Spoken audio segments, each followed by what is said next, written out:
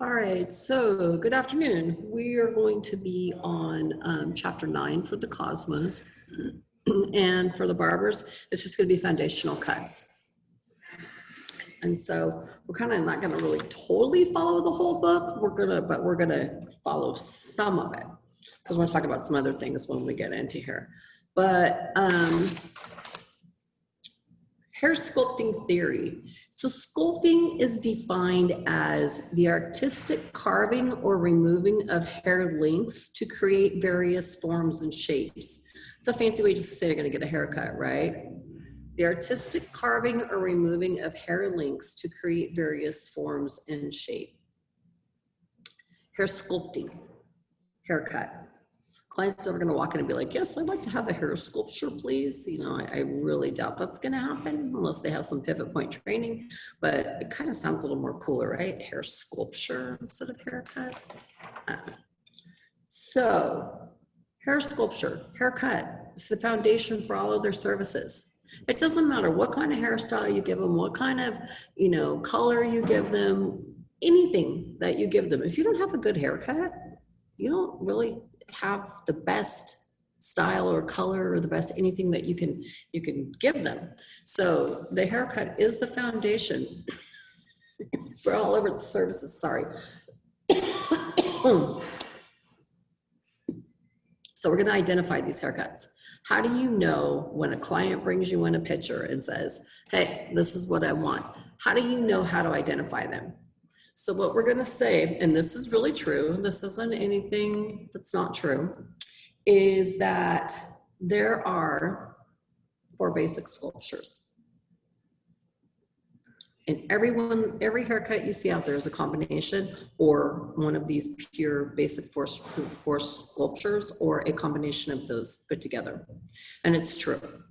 There might be some different names for them out there depending on where you live. But when it breaks it down and it breaks down to its basic, simplest structure, there's only 4, okay?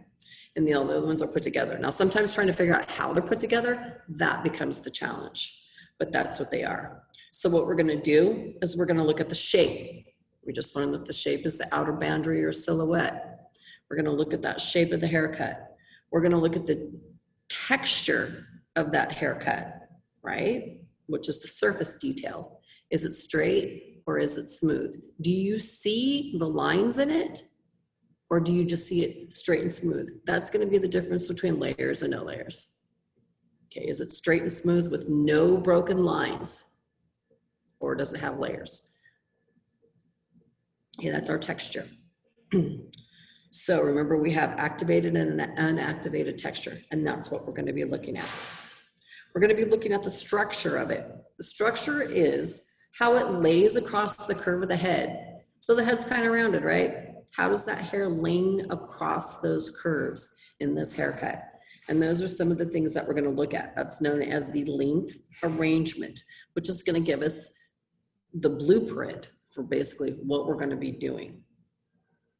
Sculpture transformation, it's all about changing the style of the haircut or changing the haircut. When someone comes in and says, hey, I want a trim, they're getting a sculpture transformation because they're changing it. It's not exactly the same as what it was when they came in, even if they're only cutting off like ½ an inch, it's still not, what are you looking for? Oh, I don't have it in there. I don't have hair design. It's in her thing, I gave her one. It should be in that cabinet in there in her thing. Miss Connie, I can't hear you. Oh, I'm sorry. I was talking to Donovan. He was looking for a hair design book. And I'm like, no, I don't have that one. Sorry. Okay. So we got to think of hair as what? Short, medium, and long. But then there's like super, super short. And then there's like, medium. If you look in books. Okay. So let's rephrase that. If we're saying medium length hair, everyone, as soon as I say, yeah, the hair is about medium length, everybody has an image that pops right into their mind, right? Yeah, medium length. But then if we're speaking in like men's sculpture, what's medium length? Could be a little bit shorter than what we think when we think of women's hair, right? So we're gonna stop kind of thinking about haircuts being men and women, and we're just gonna start going with, different lengths of hair, because there's plenty of men out there that have long hair, and there's plenty of women out there that have short hair. So, that would be traditionally a man's cut or traditionally a woman's cut. So we're gonna start thinking about this a little bit differently here when we start thinking about our haircuts. Because you can't say, oh, I've seen students do this, the barbers, oh, it's a woman, I can't cut her hair. And then I've seen some of the Cosmos do this. What, a man's haircut? I don't know how to do that. Yeah, you do. It's hair, okay? You definitely know how to do it, whether it's long or short. Hair doesn't know if it's on a man or if it's on a woman or who it's on, it's just hair. And so, yeah, we're gonna cut it. So we're gonna start thinking about just hair. Think about just hair. It doesn't matter, long, medium, short, or somewhere in between. So there's a couple ways we can analyze this hair when it comes in. We're gonna analyze it as it's just falling down, the way nature pulls it down. It's called natural fall. So the way the hair naturally falls due to gravity is called natural fall. If we're going to analyze this in an abstract view, this is where this hair is going to be sticking out at 90 degrees all over the whole head. I always think of cartoon characters, when they get shocked and their hair is like, wah, wah, wah. Okay, that's your normal projection. It is viewed abstractly as if this hair is projected at 90 degrees. This will give us a whole idea of the different types of links arrangements that we're working with.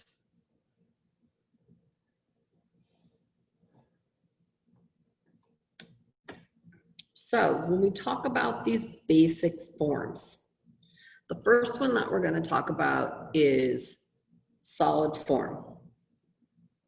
Okay, some of you may have heard that before. Some of you, that might be a foreign word to you. But I'm pretty sure everyone's heard of hair that's all one length. Okay, that's what they're gonna call it when you walk in. Oh, I should probably tell you too, that Pivot Point color coats their haircuts.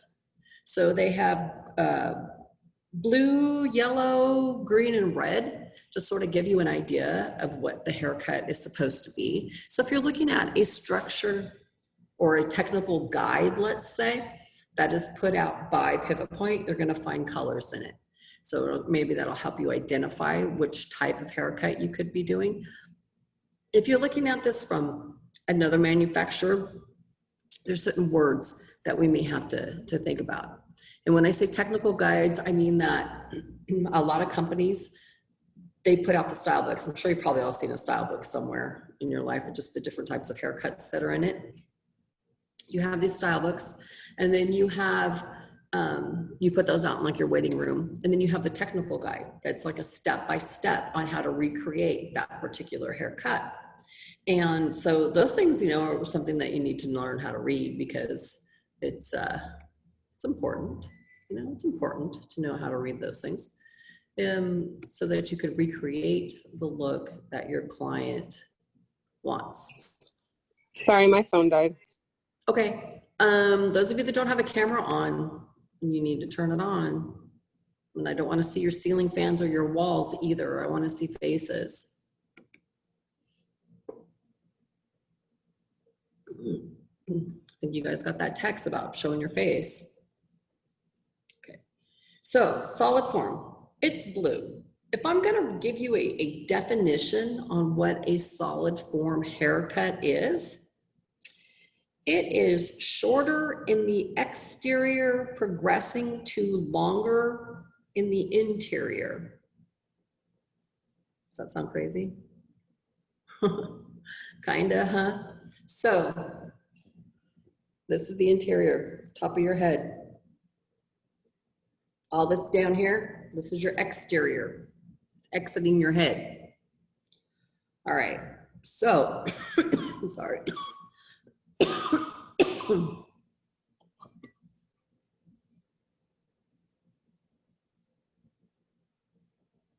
You probably know this haircut better as all one length.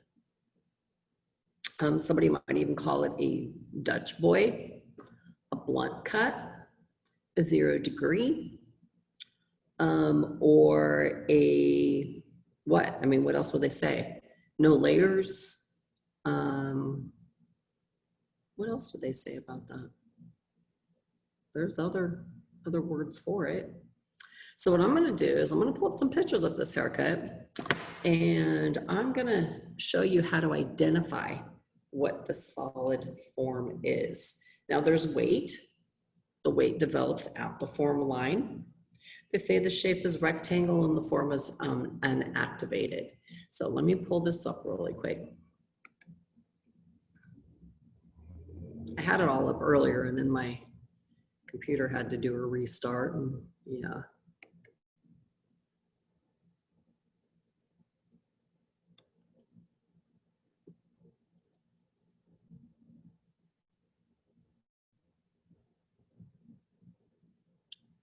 And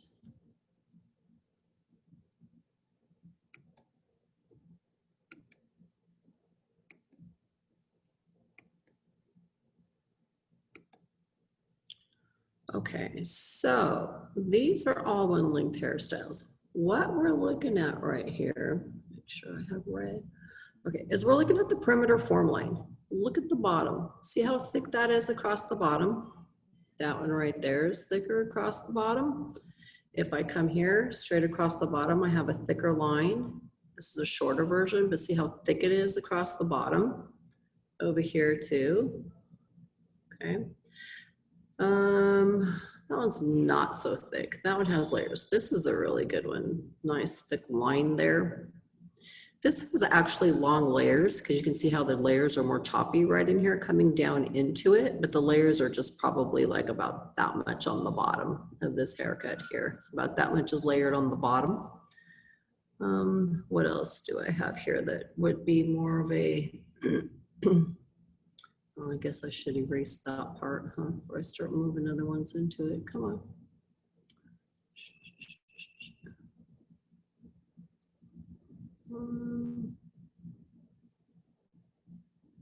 There we go.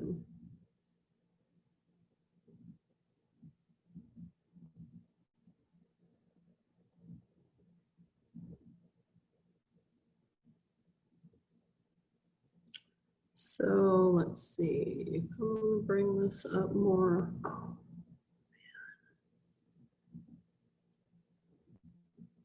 man. Here we go. Okay. So what we got? Yeah, see, some of these are good because you can just see how straight and how blunt these are across the bottom. And that's the solid form. It's usually at the perimeter, it is at the perimeter form line. So it doesn't mean that we can't have other shapes added into it.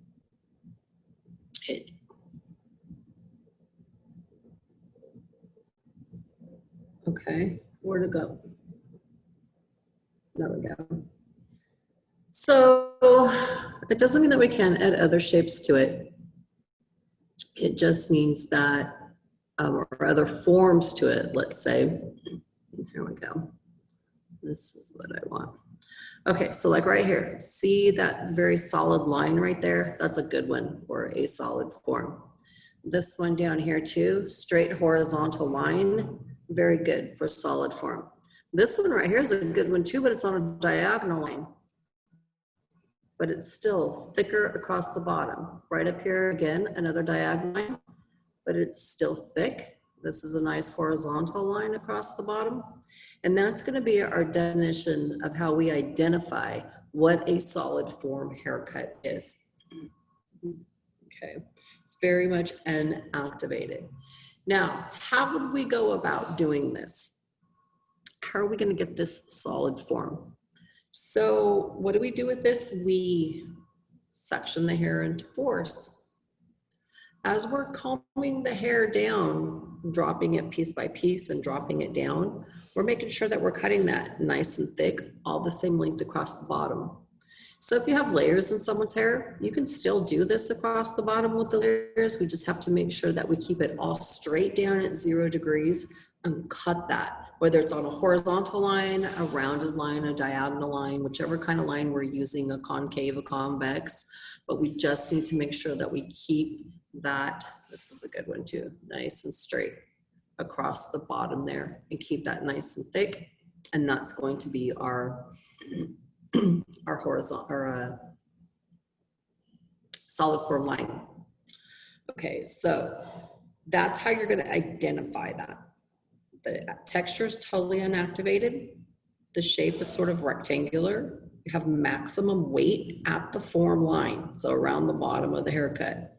The shorter exterior progresses to longer interior, and 0 degree, blunt cut, no layers, all one length, straight across, rounded, V'd, U'd, however you want to do it in the back, but that's going to give you that solid form haircut.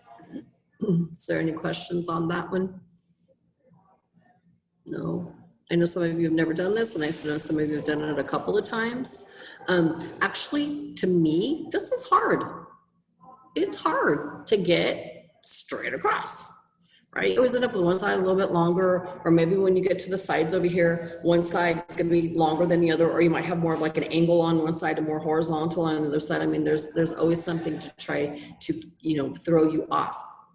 So to keep that from happening, there are these things called sculpting procedures, okay? And there's something that you should do every single cut, every single time you cut someone's heather, whether it's short or long, or, you know, whether it's so short that you can't section it, you still have to visually section it. We have to just like pay attention to what we're looking at.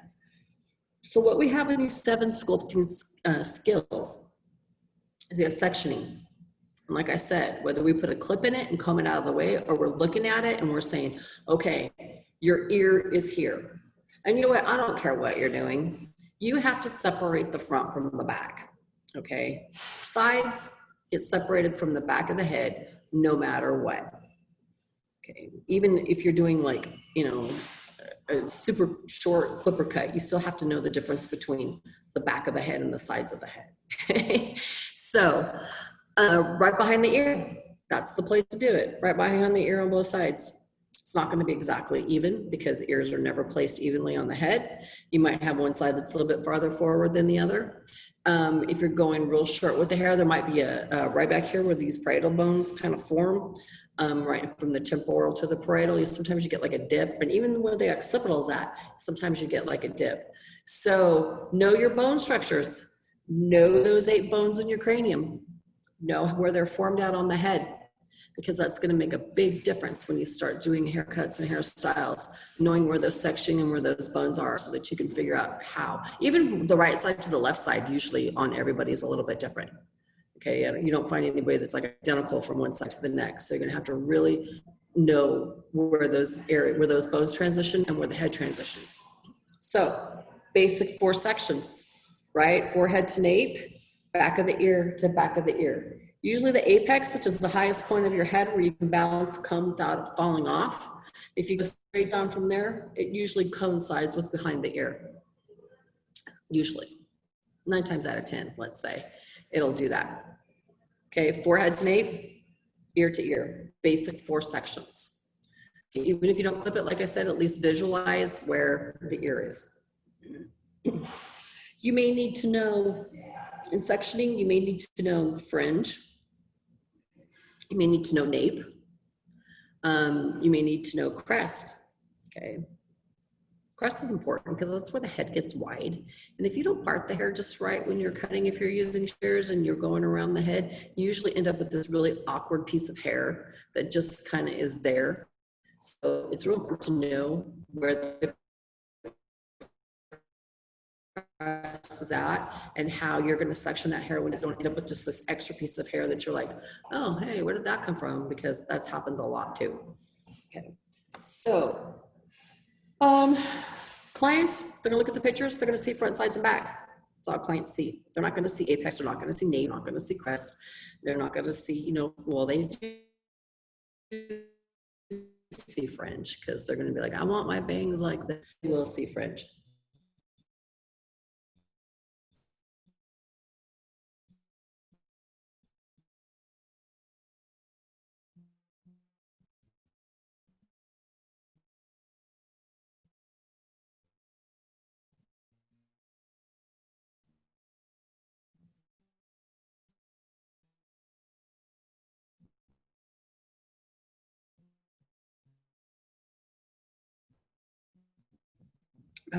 Our job is to. Did I lose you? Miss Connie, you're cutting out a lot. Fast. That's good. I thought I lost you. I was like, oh, did I lose you guys? And then my screen just went blank, but now you're back. So that's good. That was pretty fast. Okay, so I was saying if you've done all your work and you need something else to do to get your hours in, go ahead and practice sectioning. It's important to section. Clean and even partings are really important. Clean and even sections are really important because you want to control that hair. You don't want it to control you. So if anyone ever asks you, what's the purpose of sectioning? You're going to say, the purpose of sectioning is for control. I want to control this hair. So if you're a control freak, you're going to be sectioning perfect. Okay. We'll just make your job easier.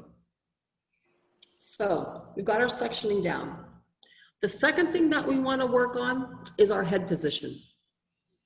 Okay. Where does this head go? When this person sits down in the chair, if they cross their legs, it throws their hips off. If their hips are thrown off, their shoulders are thrown off. So yeah, one side's probably going to be longer than the other. A lot of times people sit down and they just go like this. Okay, you need your head up. You have a couple head positions. You have tilted forward, you have straight up, or you can tilt to the side or tilt to the other side. You really don't tilt to the sides too much, maybe once in a while when you're going around an ear area, but not a whole lot. Usually it's either an upright position or a tilted forward position. You tilt it forward in the back here, it's going to make those underneath links a little bit shorter, and they're going to just get a little bit longer as they go out. Sometimes it's known as an undercut, not the undercut where you shave the underneath of the head, but the undercut where the top layer will just kind of bevel under the underneath layers. And that's what happens when you tilt the head forward. You get just a slight increase from the longer layers on the top. So it just gives it that little beveled under look. I actually think it's easier to cut the back of the head if they just slightly tilt their head forward, not like, put their head all the way down, but just a slight tilt forward, because then you can get all those little hairs on the back of the neck when you're combing. And I think it's a lot easier that way. Okay.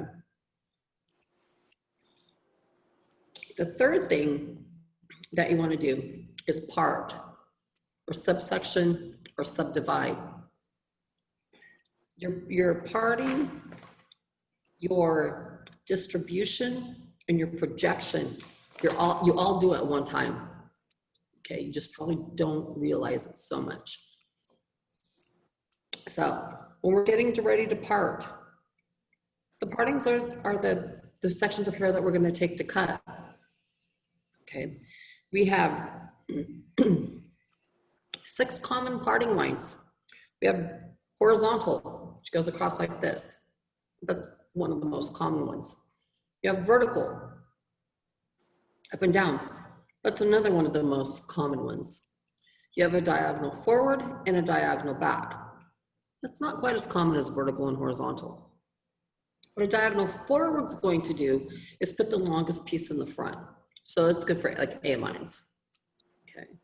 What a diagonal back parting is going to do is it's going to make it shorter in the front and longer towards the back.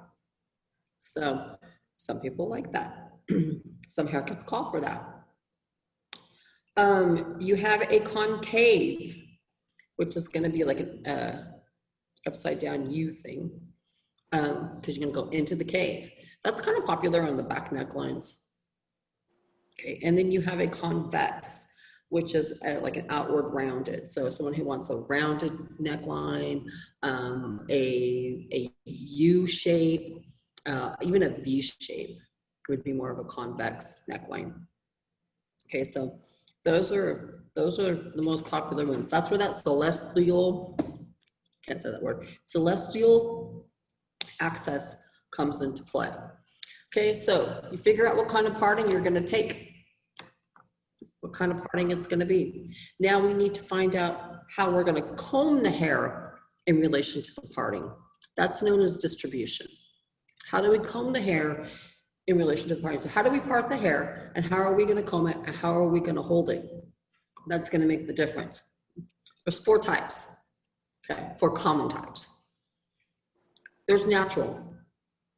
So if I was to take a horizontal parting and I was to let this hair fall down, I have a horizontal parting and natural distribution, because that's how gravity is pulling my hair. Natural is gravity, right? It's the direction the hair falls naturally due to gravity. If I did from a horizontal diagonal left line or a diagonal right line, and I let it fall, it's still going to be like a diagonal parting with a natural fall, because that's the way gravity pulls it. Okay. This one is primarily used for solid forms, natural distribution, 0 degrees. But that's a different thing. 0 degrees is something different than distribution. Distribution is just the way that you comb the hair. How do you distribute that hair over the head? And it says over the curves of the head. That used to always confuse me. Distribute the hair over the curves of the head. What they just basically mean is that your head is curved, right? Your head's curved. You don't have a whole bunch of curves on your head, but it's not straight, it's curved.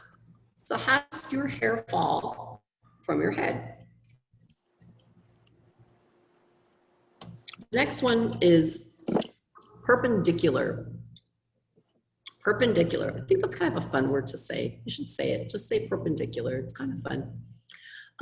So I have a perpendicular distribution.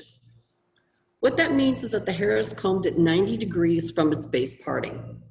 So I do a vertical parting. I pull the hair out 90 degrees. Here's my hair. Here's my pulling the hair out from the head. This is perpendicular. If I'm at a diagonal, I'm pulling it out 90 degrees. Horizontally, it's perpendicular. This is very popular for horizontal lines, diagonal lines, or vertical lines. You use it when you're going to cut layered forms. It's the best way to get layered forms is with perpendicular distribution. Then we have shifted. So when we shift our distribution, our hair is not in our natural fall. It can go in any distribution except perpendicular. It's used most often with all types of forms except solid.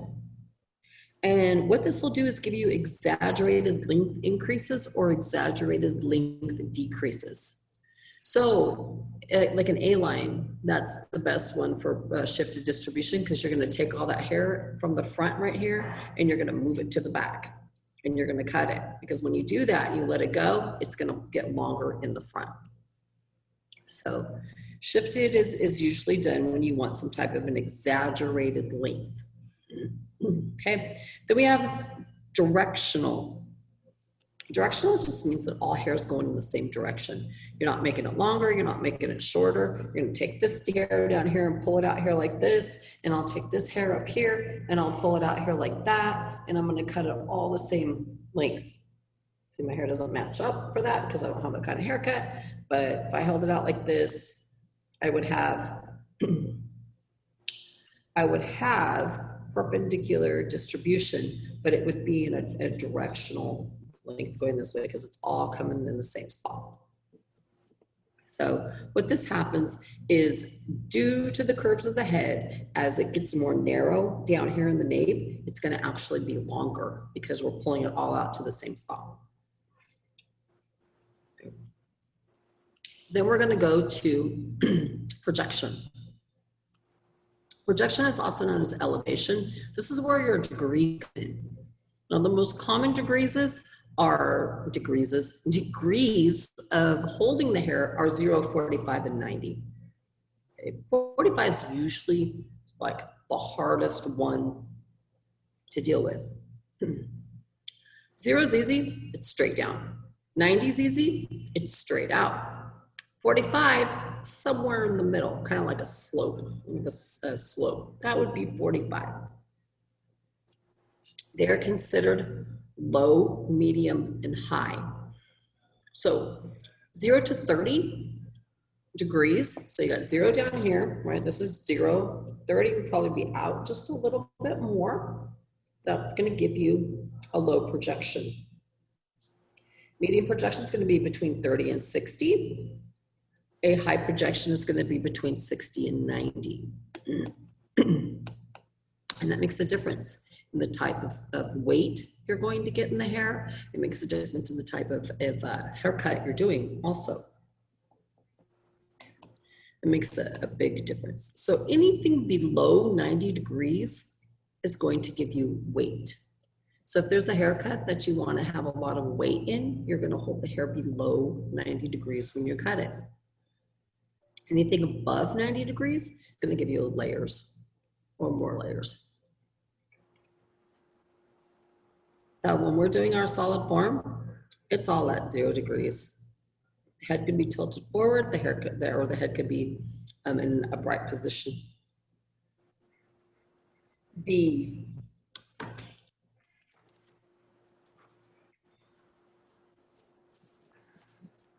It's going to be a horizontal line. You're going to be using natural fall for that.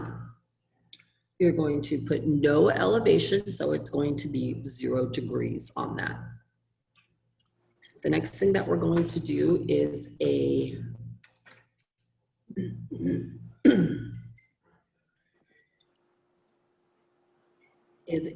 design line. Oh no, I'm sorry. Finger and tool position. That's how you hold your shears and you hold your comb, or you hold your clipper. It's how you hold your tools and you hold your comb. Okay. You have 2 types. You have parallel and you have non-parallel. Parallel is going to be even with the way you're holding the hair, and parallel is going to be when you want, a non-parallel is going to be when you want a length increase or a length decrease. And then we have design lines. These are our guides or guidelines. These are the things that we're going to use to make sure we keep a consistent haircut. And we have 2 types of those. We have stationary and we have, or stable, and we have mobile or traveling. And so what these are is, if it's stationary, all the hair is brought to the same spot and cut. If it's mobile, this is where we travel around the head. Okay, and they all make a difference when you're doing a haircut. And the last thing that's not really one of these things that helps us keep our haircuts consistent, but we should always do, is cross-check. Cross-check is just a way of checking your haircut. It's just the way that we double check it to make sure that everything's even when we're done. So the easiest way to remember this is whichever way you cut the hair and you're holding it, you cross-check it totally opposite. So an example would be, if I did a whole haircut on a horizontal at 90 degrees and I was going to check it, I would check it on a vertical at 90 degrees. So what does that mean? That means that if I cut all the hair, taking horizontal partings across and bringing it down and cutting it at 90 degrees, which would be straight out from the head, when I got ready to check it, I would go on a vertical at 90 degrees, pull the hair out at 90 degrees and check it that way. It just keeps you accurate. You gotta check your haircuts. I mean, you have to. And I guarantee you, you're gonna find something that you missed, I promise you. It's very rare, and I mean very rare, that I went through a haircut and went back and cross-checked it and didn't find anything to cut. You always find something. And you may not find the same hair the second time you comb it either. You might find something different. But cross-checking is really important because we wanna make sure that we don't leave any parts longer on the head. So these sculpting procedures are there to help you keep consistent. So the first thing you want to do is head position or section. The second thing you want to do is head position.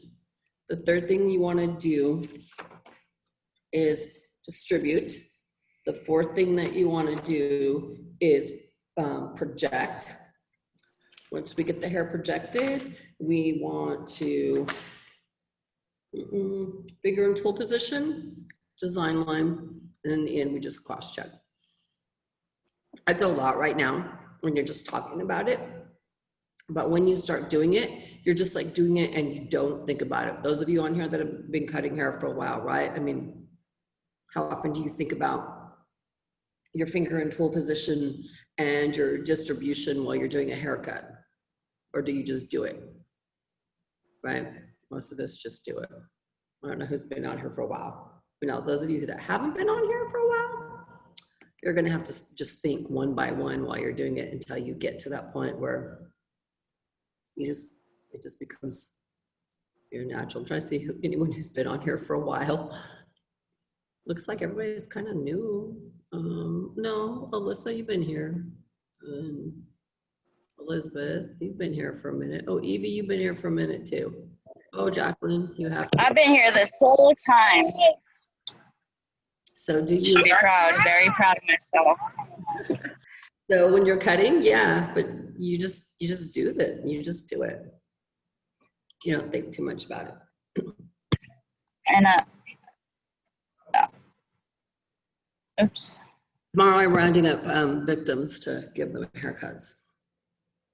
So we can actually do these haircuts. So, solid form. That's our first haircut, right? So when we are doing solid form, like I said, it's zero projection. Zero projection. It's going to be natural fall. We're going to put minimal tension. This head's either going to be forward or back. So when you're like, oh my gosh, I have to do this haircut and I don't know how to do it, grab your 7 sculpting skills and say, okay, head position. I'm going to start with my head position, my sectioning for a solid form. My sectioning is going to be my basic 4 sections. My head position is going to be probably slightly tilted forward in the back and straight up, even in the front, making sure my client is sitting in an upright position. My hair is going to be combed. It's going to be distributed in natural fall. I'm going to project it at 0 degrees, right? Because I don't want it to have any layers in it. And if you put it with any kind of projection other than 0, you are going to get layers. Then I'm going to do my finger and tool position in a parallel position. And I'm going to sculpt a stationary design line because it's going to be exactly the same all the way around the head and bring it to the same spot. It's like, yeah, we should, as we get going, we should be able to say these things. Look at, I still have to look at the book and do it. When I sit there and do it, I know how to do it without having to look. But when I'm trying to say it, yeah, I have to look at the book. Okay, so that is our solid form. Do we have any questions on the solid form? No questions on solid form? Okay, so the next one that we're going to look at is going to be the long layers or increased layer as we know it. Okay, increased layer we know as long layers, right? Somebody might come in and ask for a shag. Someone might come in and ask for, I don't know, what else do they ask for? Long layers, that's about all that I know of. When we talk about long layers, there's different types of long layered haircuts, right? So this one is also known as 180 degrees. A lot of people will say, yeah, it's a 180. That's what I want, is a 180. You can do this on a horizontal line. You can do it on on a vertical line. You can do it where it's shorter on the front and longer towards the back. You can do it where the layers are the same all the way around, which would be the difference between a stationary design line and a mobile design line. There's a few different ways that you can do this, and I'm going to pull up some of those pictures and explain them to you in a second. The pivot point comes in red. That's the color for increased layered haircut. The shape of this one, they say, is oval. Well, how it's described is that the length arrangement will progress from shorter interior lengths towards longer exterior lengths. So it's shorter on the top and longer towards the bottom. That's your increased layer. This one right here is really popular right now. I mean, just about every haircut has it, and it doesn't have to be long hair to have it. You can have short, like shoulder length hair and still have an increased layered. What the whole thing is that the layers are shorter on the top and they get longer. The bottom layer underneath here, when it comes down, it's gonna have to be longer than the layers on the top. So if I had 2 inches here and 4 inches here and 6 inches here, I would have an increased layered. If I had 1 inch, 3 inch, 5 inches, I would have an increased layered. So most of the time when people talk about longer layers, they think the hair has to be long, but it doesn't. It can be a shorter hair and still have increased layers. So one of the things with this is that there is no weight in this. Now you could do an increased layered with a solid form across the bottom. Yeah, you could. But for a typical definition, there is no weight on this, and it's totally activated because there are layers everywhere. Okay, so just depending on if they're longer or shorter. So it's 2:48 right now. Let's go ahead and take our 10. We'll come back at 3. I'm gonna pull this up, and yeah, we will be back. Do not get out of the room. Just turn your camera off for this. Don't get out because I'll have to let you back in. Okay, we're back. So it's left off with the increased layered form, known as a shag or 180 degrees or long layers. Structure is shorter in the interior, progressing to longer in the exterior. No weight, texture is totally activated, and the shape is oval. So remember, anyone that has layers in their hair has activated texture. All right, so like I was talking about the design lines now. Head position for this would be upright. Wow, I already forgot the other ones. Head position would be upright. We would have a, oh my gosh, I totally pulled a blank right there.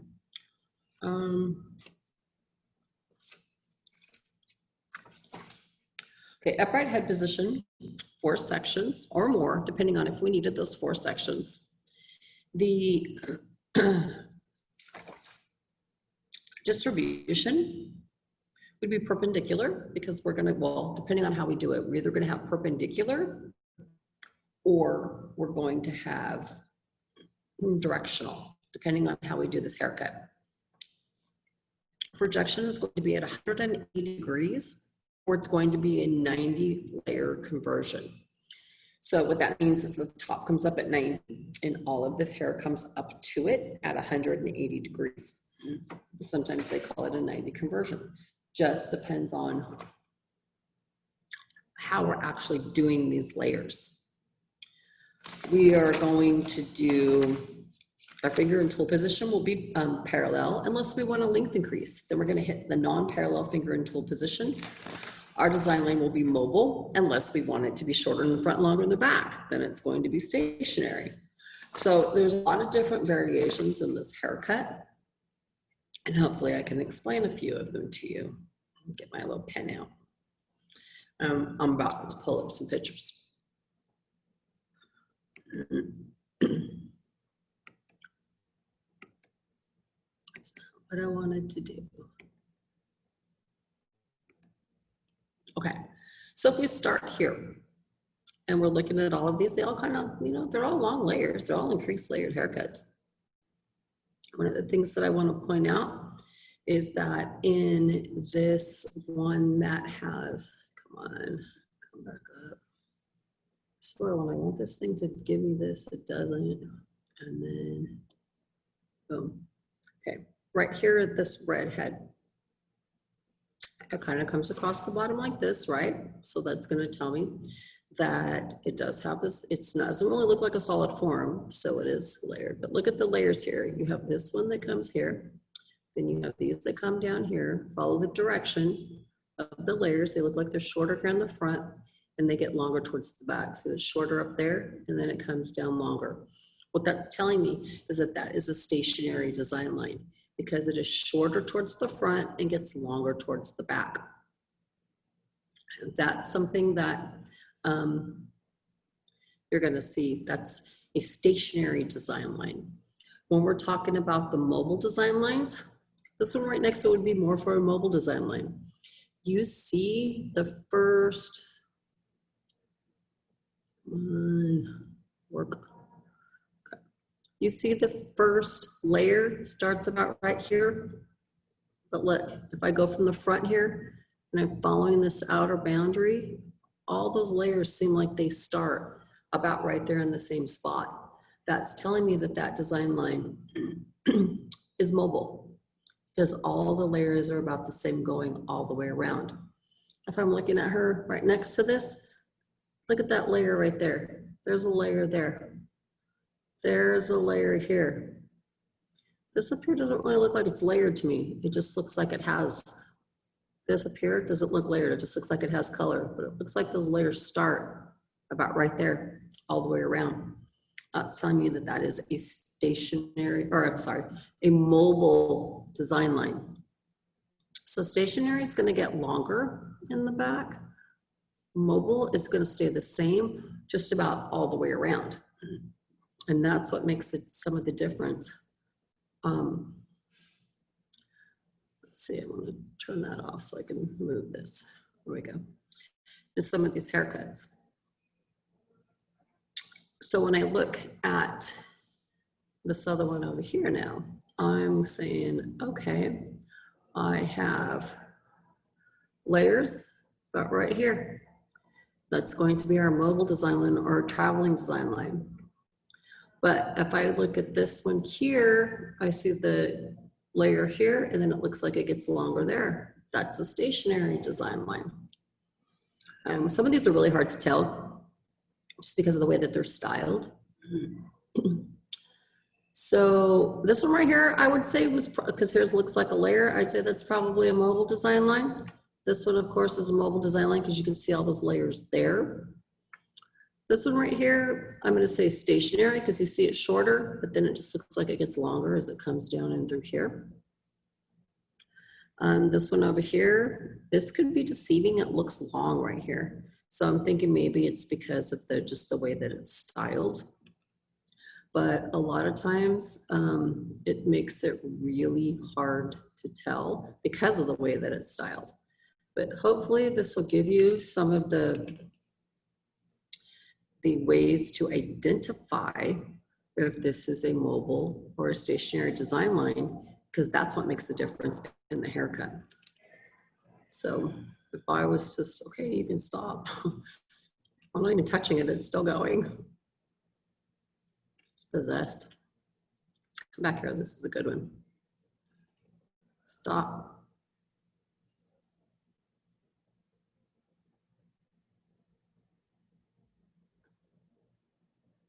Okay. My screen was doing some weird stuff right there. I want to come back up here to where the back was. Why is it doing that?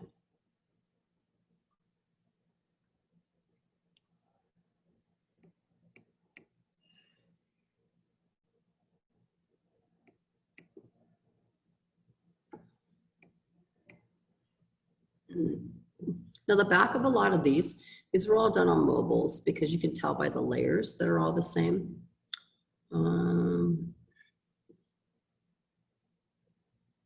Except for that one right here that I just made bigger. That was probably, that's got to be a stationary because you can see where the front layers are shorter and it gets long towards the back. So that's telling me that that's going to be a stationary design line. This one is definitely mobile because those are all the same length. Those are all the same length. That one looks like it's shorter in the front and longer towards the back. That one's all the same length.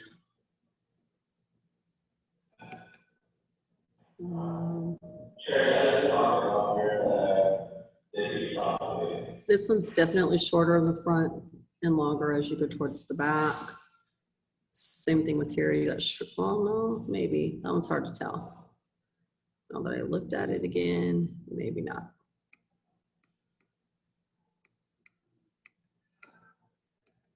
Yeah, that one's shorter to longer.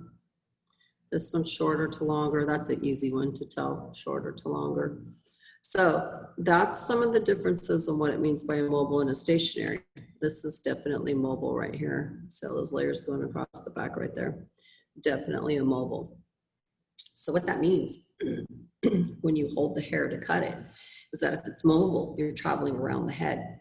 If it's stationary, all the hair is brought to one point and cut. And that makes a big difference. So usually when it becomes a mobile, a stationary, if we have it, we're holding it here. And let's say I'm using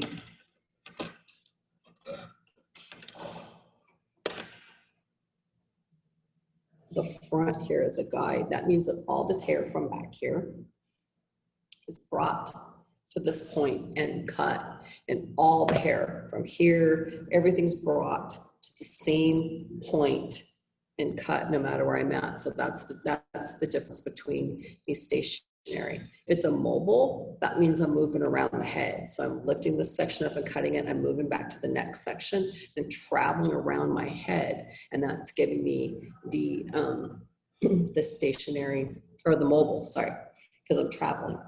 So those are some of the differences with the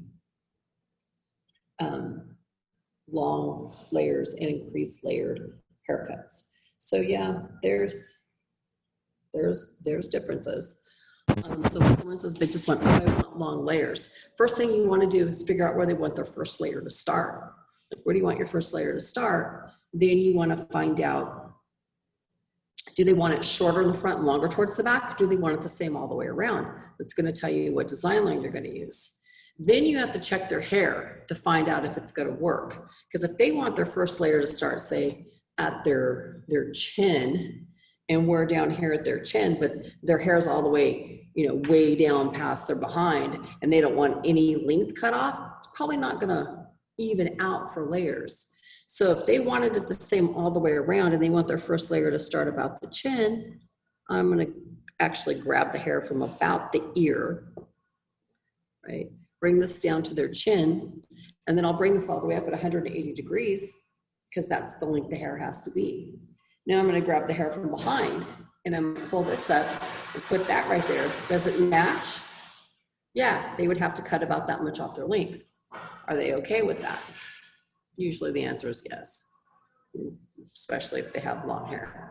So we have to make sure that the hair matches the length, and we all have to measure that out before you cut anything. Don't cut. I remember when everybody, some of you are way too young for this, but when everyone had like that little poof up here on the top of their head, and everyone wanted to have that cut shorter so that their hair would like poof up right there. And they'd end up with a step because their hair would not reach. And that was always like, what are they doing? Why are they doing that? So yeah, that was a little scary. So any questions on increased layered?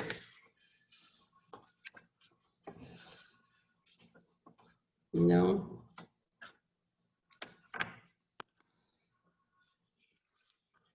Okay.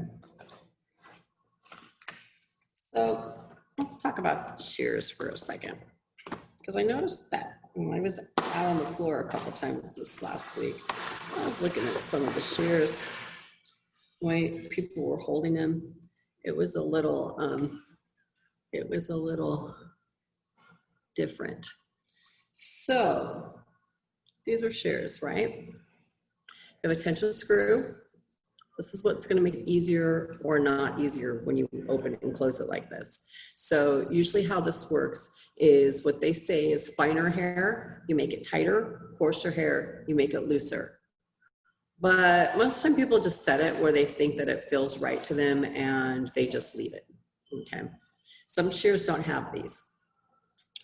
You have your thumb grip, your finger grip, and your finger rest, or your finger brace, whatever they want to call it. So since these are right-handed, right, the tension screw is going to be facing me. What I'm going to do is take my ring finger and place it in the finger grip, not past my second knuckle. So they have these little things that you can put inside here. They're like little rubber, plastic looking things that fit inside. There's many different colors and styles depending on what you have. They kind of look like this when they're inside. They make them fit your fingers so much better that you can put your fingers in here, but then you don't want it to slide down like that. It needs to stay within your second knuckle. These handles here are offset, which means, you know, when you go to close your hand like this, does your hand close with your thumb way over here, or is your thumb like over here when your hand's closed? And that's important. The grip is important on how it feels on your hand, because if it's not comfortable, you're going to have pain later on. So your ring finger goes not past your second knuckle, your pinky goes on the grip, these two fingers are going to go on the brace here, and your thumb goes inside here. The only fingers that move when you cut are your thumb. Only your thumb moves. I see people doing this. Okay,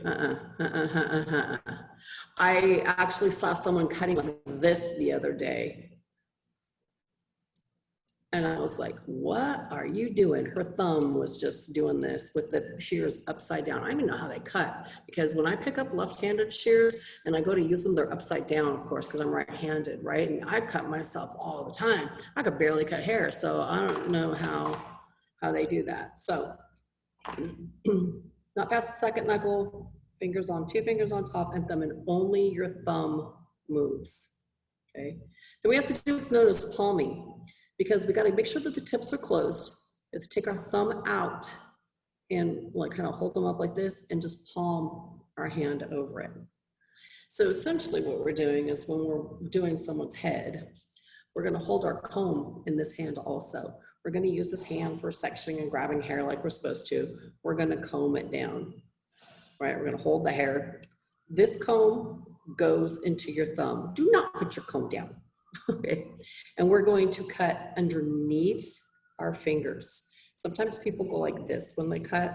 To me, that hurts my wrist to go like this if I'm going to be cutting. We don't flip the hair up when we're doing solid form. We call it straight down. I go like this. I see people do this. Either way is fine, but we want to make sure that we use minimal tension when we pull the hair down. So what does that mean? That means, yes. For the way you hold it, I heard like, because I hold it the way you do, I heard that you could get carpal tunnel. You can get carpal tunnel no matter what you do. So, you know, if I do it the other way, it makes it hard. You know, it does. I've had my license for almost 40 years, and luckily I don't have it yet. So, I mean, you just got to take care of yourself, right? So, when I'm going to be, yeah, I don't know. I've heard so many different things, Deja, and I couldn't even tell you. I've heard so many different things about, you know, you've got to do it palm to palm, and you have to do it this way, and you have to do it that way. But you know what? I say do what's comfortable, what feels comfortable. Because if you're uncomfortable, it's going to hurt, right? I mean, some things, yeah, they feel weird. Okay, so let me rephrase that. Some things feel weird, but they're not uncomfortable, right? Some things are just uncomfortable. So if it's uncomfortable, we don't want to do it. So I got my shears palmed, I got my comb in my hand. I'm gonna come down like this. I'm gonna do solid form, right? My fingers are gonna go on top of the hair. So my comb's gonna go down. I'm gonna put my fingers on top of my comb, follow it down to where I have my hair coming nice and smooth and straight. My comb is going in my thumb and my shears are coming across the cut. I could go like that, but when I do that, it hurts right here on me.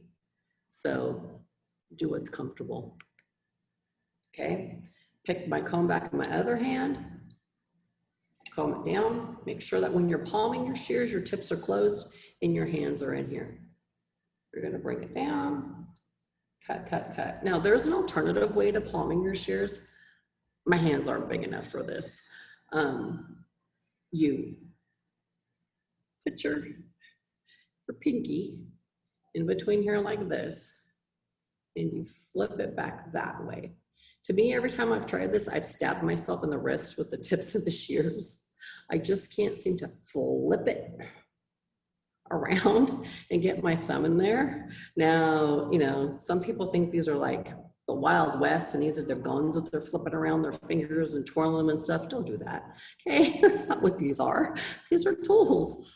But oh yeah, I've seen people do some showmanship with these things. Like it's a, I don't know, they're putting on some kind of show, especially up on stage where they're flipping them and twisting them and stuff. And it's like, whoa, you know, and I mean, they do a good job of putting on the show and they get the job done. But yeah, it's very hard and awkward to me to do that. And I've always ended up doing this kind of thing. So yeah, I just don't do it. So like this, hold them out, palm them, comb it, put my hands on top, bring it down, do my cutting, you know, palm them back, grab it and comb my next section. Okay, so this would be a solid form, right? Combing it straight down the way it grows. And when you comb it, make sure that these sections of hair that you're grabbing are not too big for you to control. Make sure that these sections of hair that you're grabbing, you can see the guideline that you've cut for yourself through them. Make sure that from the scalp, it's combed nice and smooth. If the hair is curly, make sure that you have even tension all the way around. Make sure that the hair's neither too wet nor too dry, which yeah, that doesn't make sense. I always hear that. Make sure the hair is not too wet or too dry. Like, what is that going to do? So in other words, what they're saying is it needs to be consistently either wet or dry. Now, to me, cutting freshly shampooed hair, I don't like it. My hair is not the same when it's dry as it is when it's wet or freshly shampooed. So I usually end up with an uneven haircut, you know, and the tension is another thing that makes a big deal with it. So we want to make sure that, you know, we're doing this correctly. If I'm doing horizontal partings, you know, and I'm going to pull these out, I need to watch where I'm at with this to cut the hair. Okay, if I'm doing vertical partings, some people hold the hair out like this when they do the vertical partings. Some people will come from the top and bring the hair out like this for vertical partings. If it's done correctly, that's a technique. It's not a procedure. Everyone has their own techniques. So the whole thing is to make sure that we do the procedure correctly and do the technique correctly also. So you could do both. The thumb moves what's known as the movable blade, right? The finger controls the still blade. If the shears fall back on your fingers, you're going to have a hard time controlling them, and then that's where your hands are going to hurt. So make sure that you hold it correctly and just move your thumb. One thing that I would really make sure of if I go to purchase a pair of shears is this grip set right here. I totally would make sure that it feels comfortable in my hand, and that I have this like balance here that feels good when I'm holding the tool also. Because you don't want anything that the weight is uneven in your hand. Now everybody has a different grip. So sometimes loaning your shears out to your friends is not such a great idea because their grip is different than yours and they might put more pressure or less pressure on it. And when you get them back, they may not cut exactly the same. I have a question about my doll head. I did the color thing. I think it was a color operation with the shaving cream, and I washed her hair. Now her hair is like crunchy. Huh. Did you put conditioner in it? No, I didn't know exactly how to clean it, and when I looked it up, it just said shampoo. Okay, yeah, put conditioner in it and try not to use shampoo in it. This is probably the first time you wash it, so that's fine. But try to use cooler water with these doll heads, all of you. Cool water, rinse your doll heads in cool water, and try not to use too much shampoo, conditioner. Most of the products that we use are water soluble. Sometimes that shaving cream leaves a little bit of a coating on it. So you may have to put a little bit of shampoo in there, but mostly just try to use cool water and conditioner. And it'll make the life much better. Yeah. Thank you. That goes for all of them. And if you have a synthetic doll head that you're working on, if you put a little bit of fabric softener, forgot the ratio though, but I know it's online. Fabric softener and water, it'll help detangle the synthetic ones also a lot better. I don't know why fabric softener works, but it does. So these little grip things that go on the inside of the shears, these are some taper shears here, some thinning shears. They have the little teeth in between. You can buy these. They have many different sizes. Some people have really small fingers. They got to put like 2 or 3 in, but they're just little grippers that help hold it. So when you're going to use them, they don't slide around on your fingers. I think with my ring finger, I can like grip stuff. It's weird. Also, the shears are going to come in different lengths.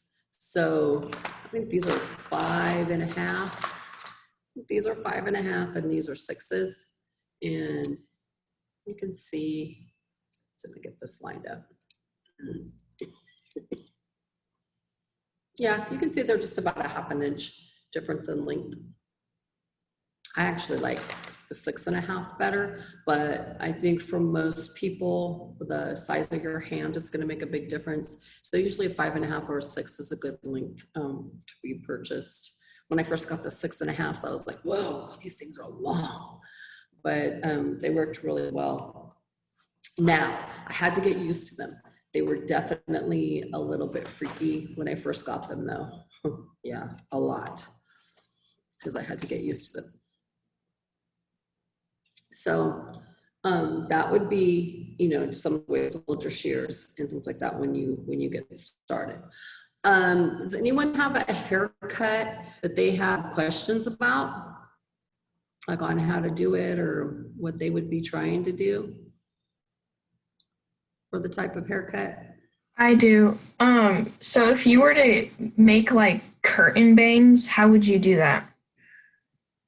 Okay, well, first of all, let's see what you're talking about, because I have found that people have all kinds of different names for the same haircut out there. So I have an idea of what I think curtain bangs would look like in my mind, but let's just see what Google has to say.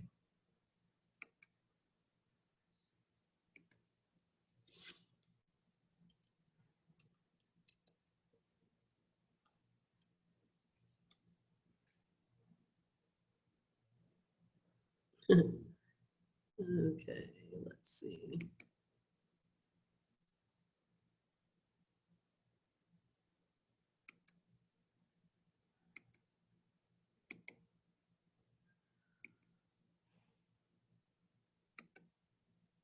All right, so this is what I got when I pulled up curtain bangs. Does this look like what you have in mind? Yeah, like the girl with the hair in the middle. In the middle, this one? That one. The red hair one, yeah. Okay.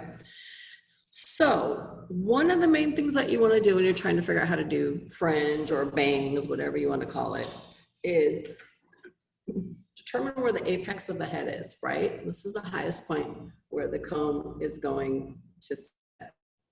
Once you find out where the comb sits for the highest part here with the apex, what you usually want to do is, let's see, is this up enough for you to see it? Or is it too high? Let's see.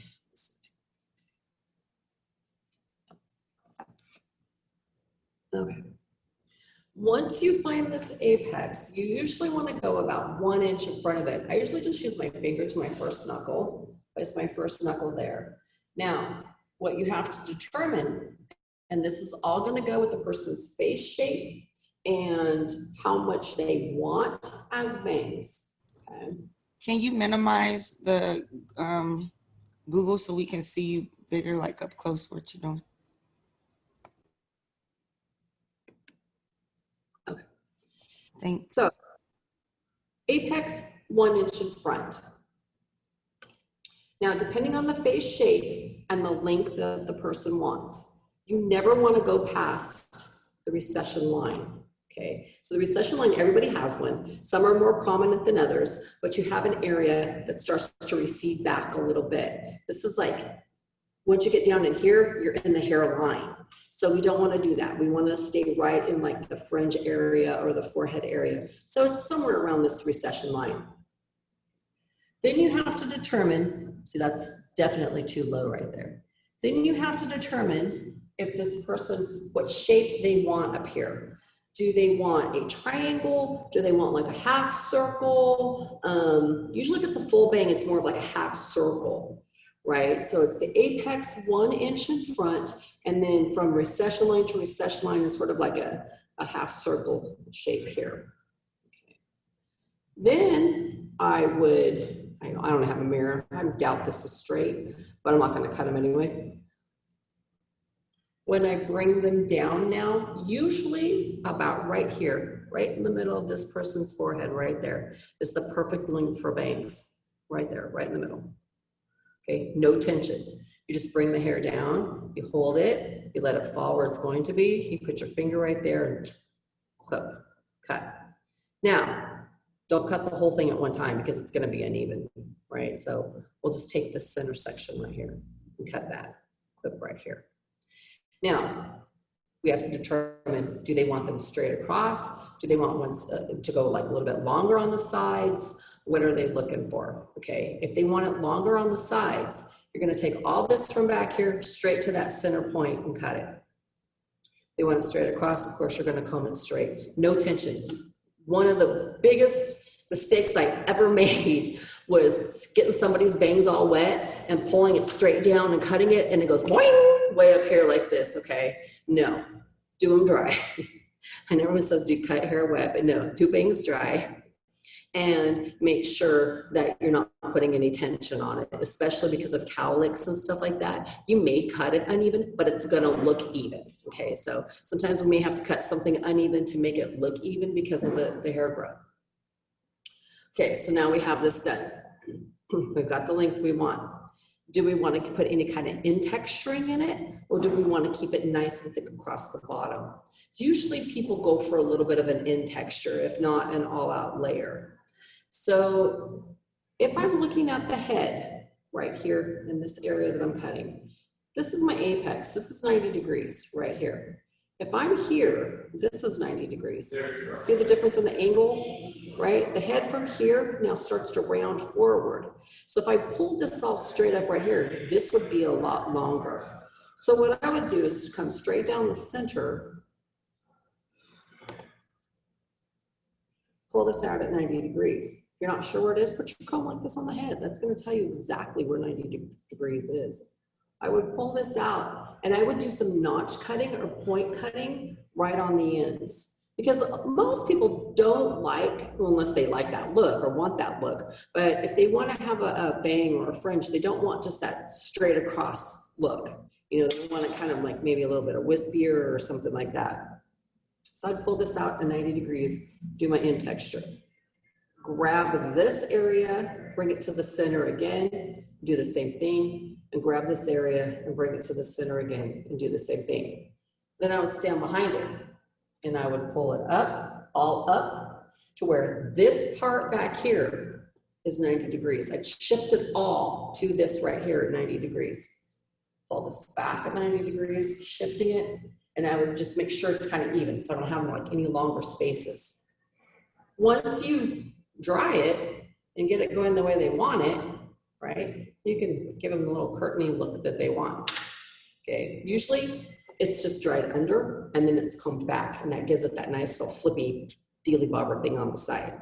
But just dry it under and flip it back and you'll get that look. Okay, we used to call that the $5 bang trim when bang trims were $5, because a lot of people wanted to let their hair grow and just have, you know, bangs, and so they'd say, yeah, I want to have the $5 bang trim.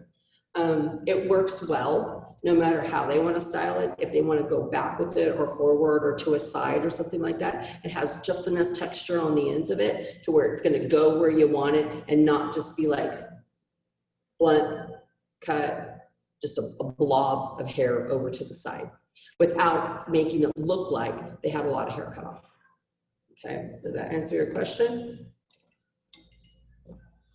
Yeah, thank you. Okay, anyone have any other haircut questions?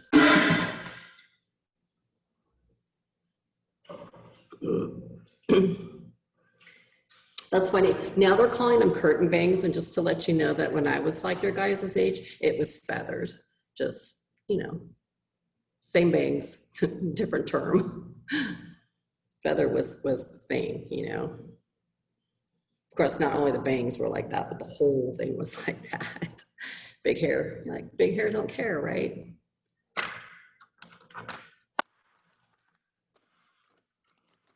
So who is interested, like who really wants to cut hair? Yeah, okay. Little advice about when you guys start cutting hair. Make sure you're wearing the right type of clothes. And what I mean by that is sometimes the fabric of our clothing hair will get like in the weeds of it and it never comes out and it's super itchy. So, make sure your pants are the weave of your pants are together. Wear an apron or a smock. I won't wear long sleeves, no way. Maybe 3/4 inch sleeves, but that's it. I'm not wearing long sleeves because hair will work its way in there and it never comes out. So, we want to be a little careful with that. So, okay, so that's our fringe. We did solid form, we did long layers. So, how much time do we have left? Okay, let's do short layers. All right, so people say short layers, kind of known as a uniformly layered haircut. That one has tons and tons and tons of variations. I mean, tons of variations. But when we're talking about this, the main thing that we want to look for is that all of the layers are the same length. Okay, so if you have, 6 inches on the top on your layer, you're going to have 6 inches on the sides and the back of your layer. That's what makes it uniform, right? It's all the same length all the way around. It's a repetition of lengths. So how do we do that? Well, that is one of the easiest haircuts to get lost in. How many times people are like, I lost my guide. I can't find my guide. What happens when you lose your guide? You go back to the very last place you had it and you find it again and start over. Okay. When you're combing this, it is 90 degrees all around the curves of the head. So it's really important to know where the curves of the head are. If you're not sure, like I said, you take your comb and you place it on the head like this. That's 90 degrees. Right here's probably the hardest part right here. That's 90 degrees. Doesn't look like 90 degrees, right? It kind of looks like it might be at 45, but actually because of the way the head's curved, that's 90 degrees. This is 90 degrees. Back here, if you look at this hair from the side and you follow this line like this, it kind of looks like a question mark. So right here, that's 90 degrees right there. Kind of doesn't quite look like that should work. But right here is 90. If I follow this down, it goes kind of at a strange angle. So it's super important to know just what angle you have 90 degrees on. It's also super important that you don't take so much hair that you can't find your guide. Because what happens if I take a big old chunk of hair like this? What am I doing? I'm squishing all this hair together. So it means my front is going to be longer and my back is going to be longer, but my middle is going to be shorter because I brought all this hair together and I cut it. That's why, has anyone ever watched any of those videos where they put their hair in a ponytail and they just chop the ponytail off? Okay, what does that hair look like when they take it down? They don't show you that part usually in those videos because you know what? That hair looks terrible. The middle is shorter than the rest of it, right? Where that ponytail was, that's gonna be super short where the rest of the hair was because they brought it all together. I seen a video before. Wait, you muted yourself again, Trees. Oh, sorry. I've seen a video before where they slick their hair back in a ponytail, like how you said, and then they cut the ponytail and then they took it off and it was like a line. A-line? Yeah, but what you didn't see was that they did cut a couple little pieces after because I tried it. And yeah, you can get it, depending on how you comb the hair back and stuff. Yeah, it does that. But there So that might really be a couple. does happen if you put up, it really will come out like that? Not 100%. You've got to make sure you've distributed the hair and you've combed it all the right angle before you put that ponytail, right? Because it's got to be all formed correctly. Because if you just like, most people when they put their hair in a ponytail, what do? They just grab it like this, right? Put it up. So it's not even, you know? So that hair has to be combed out so perfect and so even for them to do that. And then when they let it go, yeah, it will fall forward because they've stretched hair back. It will fall forward, but there probably needed to be some cleanup in there somewhere because it's real hard. It's like if you do, yeah, my thing. If I do like a circle wrap right here, I always got to get a flat iron out. I just can never get that to lay down right there. So, flat iron and pull. So yeah, there's always a couple little things, but that's the magic of cameras, right? You can just like turn it off and fix it and go back and it looks great, So that's what I love about makeup when they do eyebrows stuff. You froze. You see one perfect eyebrow right there. Oh, you're back. Am I back? Am I still froze? No, you're back. Okay, good. Because you guys froze too for a minute and then you came back. Okay, so yeah, just like eyebrows, like everything, you only see one. You never see two eyebrows on Pinterest. They only show you one perfect eye. Why? Because the other one doesn't look that perfect. So, right? Because our eyebrows are not identical. They might be, some of them might even be sisters or cousins, they're not twins. So yeah, I hate doing eyebrows, especially my own. They never come out right. I have a question. Okay. So my friend, she wants to bleach her bangs and color them orange, I believe. And her hair's already pre-dyed right now. She just wants to bleach her bangs, and right now her hair is like more of a dark brownish red. Like you can see the red, but it's like a brownish red. And I was just wondering what specific bleach or toner would you need? Because I feel like you can't just bleach it and put orange, or else the orange would come out an ugly color. Like You're not right. a nice. And you're totally right about that. But what's going to happen is, okay, so for one, trying to say something like that without actually seeing the person is extremely difficult. But what you have to remember is when you're going to be bleaching out any color, you're going to get a really ugly color because you've already previously have color on your hair, and you have to go through all of that artificial color before you get to real hair color that doesn't have any color on it. If there's any left, if she's already pre-colored her hair, and who knows what's underneath there. So I mean, I would say if you're going to do something like that with your friend, yeah, I don't know, because I can't see her, I can't feel her hair, I don't know what it can take, and that's one thing too. If you get somebody asking you something about their hair, don't quote them, don't give them anything without actually seeing, touching, feeling, smelling, tasting, whatever you have to do to their hair to make sure that you know exactly what that hair is, because I've seen people hair break off doing stuff like that.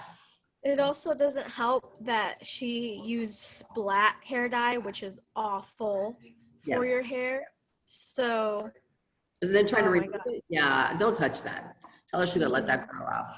You let that grow out, and then we'll go ahead and do that. Especially like student and no license, everything. Yeah, don't be messing with that right now. I was just asking for her because she dyes her hair all the time, but she's it's more like, let me just dye my hair, not all the science behind it, like what kind of bleach you need and if you need toner, and your hair's already pre-dyed, how are you going to get it out, all of that. She kind of just does it, and I was just wondering, like, how would she do it for her bangs, because I know it's already pre-dyed with box dye, and if you're going to bleach out box dye, it's going to be really hard, and it's splat, which is 10 times worse, makes the situation so much worse. Yep, and then can her hair take it, or is it going to break off before it gets to the point that she wants it at? Yeah. And black hair color is the hardest to get out of hair. Black and red. Red's hard too for some reason. But black is one of the hardest ones to take out because it has so much pigment in it, right? Because it's the darkest color out there. So it has so much pigment in it that, in order to get that out, it's really difficult. And for some reason, a lot of box dyes have metallic in them. And especially the black box dyes have metallic hair color in them, which putting bleach with that, you know, it's the chemical and the metal and the color of the chemical, and a lot of times the hair will just melt. Okay. It's kind of a cool science experiment to watch a piece of hair just like melt off. Kind of cool. But I mean, we don't want to do it to anybody. We definitely don't want to do it. But I mean, I've seen it, and it's like, whoa, when it happens. But yeah, we definitely don't want to do that. All right. Thank you for letting me know. Okay, no problem. So any other questions on haircuts? No?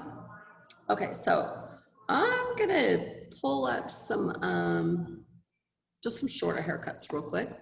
Talk about these for a second.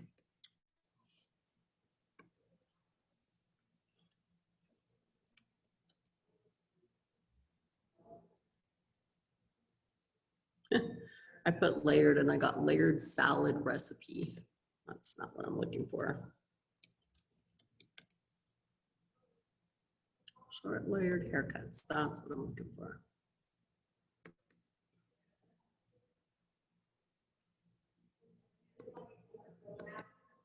Okay, so now you got a client that comes in and says they want a short layered haircut. Okay, like in long layers, there's 100 different kind of short layers you could use too, right? So let's start checking some of these out.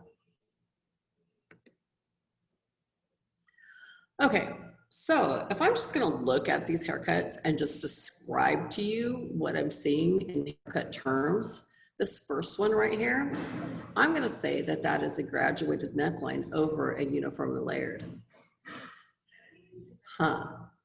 Right? This second to me looks solid with increased length. Then I get here, I probably would say that's uniform. I would say this probably has a slight graduation, but it could be a uniformly layered haircut. It's hard to tell because of the way that it's styled. This is definitely graduated over layers. Now again, because of the way that this one's styled, I don't know if this is just a solid like bob haircut or if there's layers in it because of the styling. But look at it, graduated, longer in the front, graduated in the back, layered on the top, shaved on the sides, increased layered in the front, probably in the back. I'm gonna say that it's graduated the rest of the way around with some uniform layering in the back.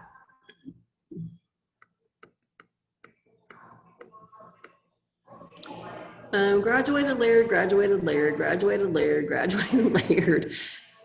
And the reason why I say graduated, now this is the part that's going to make, I should probably just do graduated, forget the short ones. When we say graduated, what's going to make this be graduated?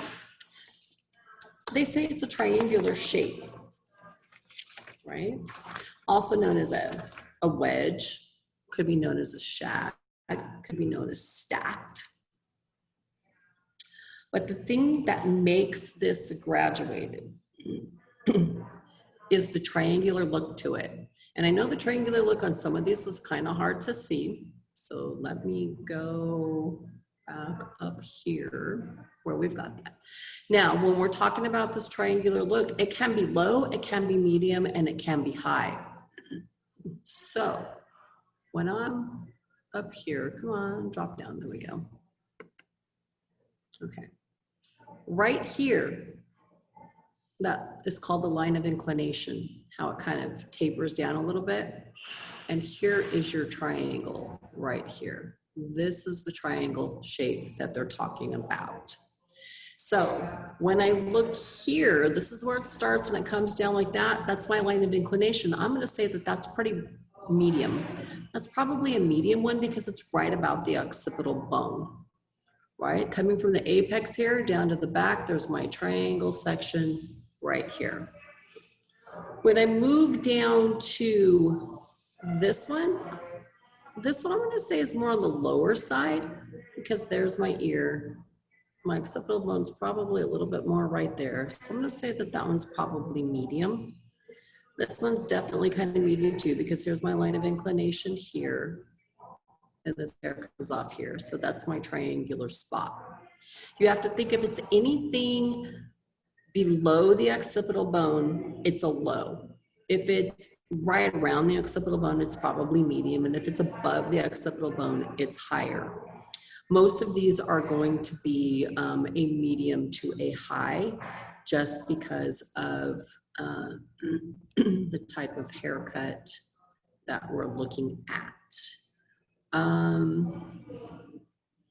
So this one, oh, I didn't erase that stuff, okay. Let me erase this real quick.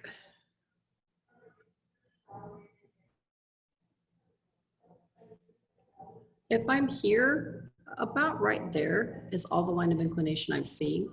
Even though it's fuller up in this area, it's just the styling. When I'm looking at the shape of the head. Again, here's my line, it starts right there. You can see the layers right here where they're at. That's a little bit lower. What else do we have here? This one's definitely a higher one because it comes all the way up to here on that line of inclination. How steep is that line? Is it really diagonal? Is it very low? You know, how high does it go before this hair reaches it? If I come down to the ear, that's a pretty big triangle. This where it meets right here is where the weight is at, right? Right here where this meets, this is called the weight line. Okay, you can tell where they meet, where the two structures meet. There's a lot to do with this depending on how low, how high. This is super versatile. You can do so many different things with this haircut, just depending on what you want to achieve, how tight, how dramatic, that would be the word, right? How dramatic do you want your look to be? If we're looking at some of these, I mean, they're short, they're longer, they're more dramatic. A couple of them aren't exactly are not graduated. And there's that same picture again. But a lot of these are a graduated look. But that's how you tell the graduated look. Now, if I was to change this up and say, stacked A-line, stacked A-line haircut. Here we go.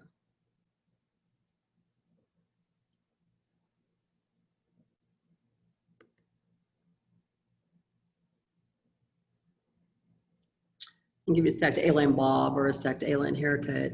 You can tell the dramatic effect that this has. So like this one here is very high, you know, very dramatic looking. Where this down here, not quite so much because it's a little bit lower. This one is probably pretty medium. This is very high and dramatic.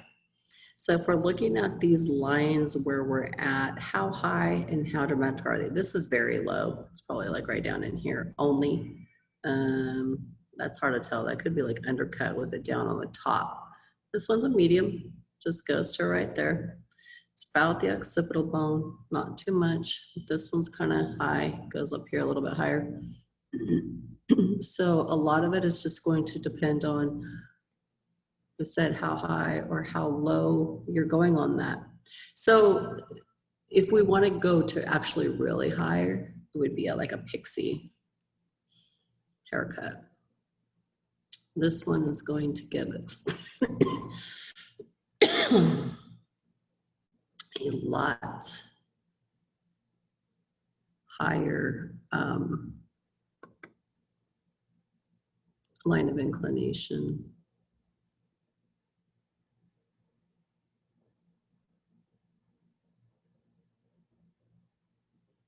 If we're looking at these like pixie haircuts, like the same one came back up again, but notice how much higher they are. Like where did these line of inclinations go? It's like the top of the ear, right? On a lot of these, they're real high. I mean, these are like super high. Yeah, some of those are very unisex haircuts. but look at how high some of those lines go. So let's just say graduation, it's not hard to do. There's so many different ways that you could do it. I mean, there's a lot of different ways that these graduated haircuts can go. But for the most part, what we need to be looking at when we're analyzing these is where is that line of demarcation? Or not demarcation, sorry. Where is that line of inclination? How high is that and where is it hitting? How tight and how high basically is what we're going to be looking at when we look at these. How far up?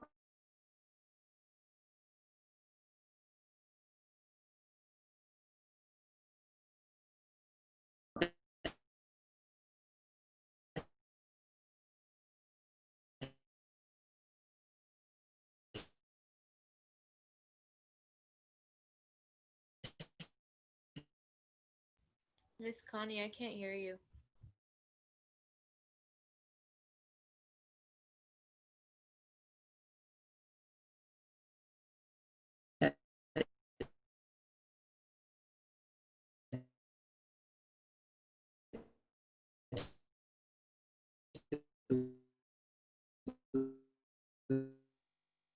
We want to go.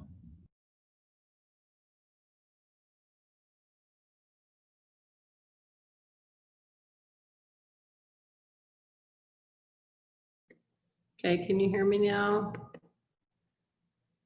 Or am I back? Okay, I'm back. All right, geez. Oh, I did good. I only twice this time. All right, so we can pick this back up tomorrow. So go ahead and say goodbye for now. Does anyone have any questions? No questions? All right, we're going to have a great evening. And Bye, Miss Connie. we'll see you tomorrow. Bye, Miss Connie. Bye. See you, Miss Connie. Bye. Bye.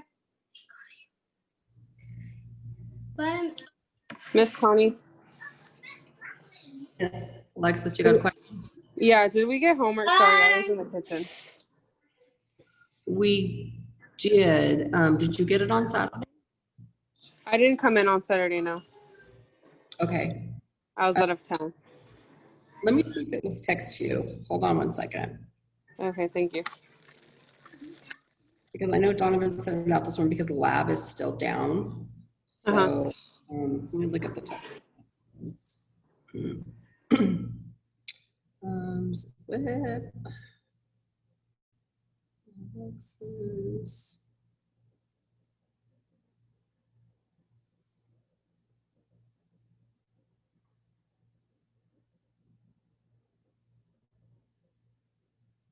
Okay, I'll have him send it out to you. I don't see you had it. Okay, I will. I'll have him get it back out to you. Thank you so much. Okay. Okay, thank you. Have a good one. Okay.